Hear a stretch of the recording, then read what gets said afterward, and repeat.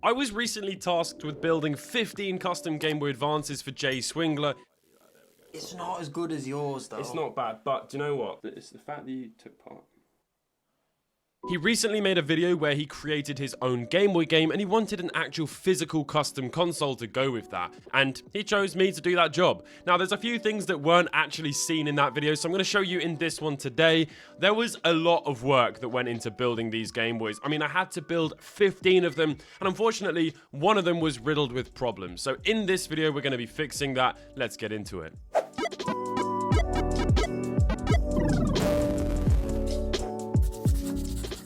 So I actually only sent Jay 14, and this is the 15th right here. And that's because this one had loads of problems, and so I just had to get them sent out and tackle this one later. Now, Retro Modding are the company that created these Game Boys in the shells, and they very kindly sent me the replacement parts. I think they must have just gotten broken in the postage, but the screen was smashed and the battery pack didn't work. So I went ahead and replaced the battery. And that was then able to show me that the screen was broken. Now, building these Game Boys is actually fairly straightforward. The problem is I had 15 of them to build, so that just took me forever.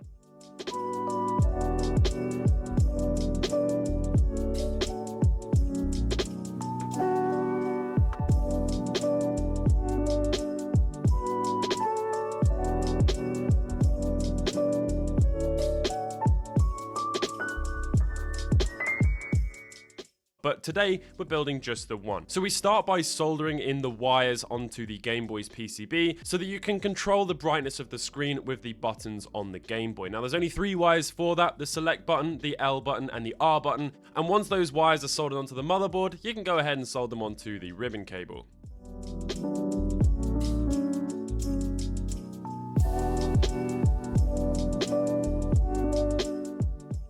After that, it's a case of starting to build up the shell. So I'm actually going to start with putting the screen lens in to avoid getting any dust on the screen once we put it in.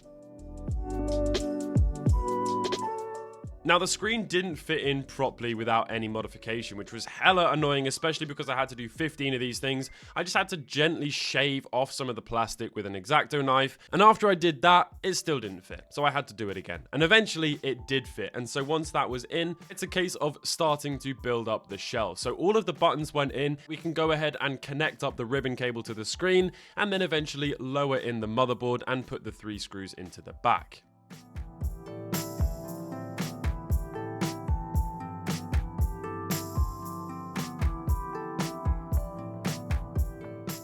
And now is actually a good time to just test if this thing works. So I'll just pop the back on and shove the battery into the back and turn it on. And yes, thank goodness the new screen works and the battery works. This is great news.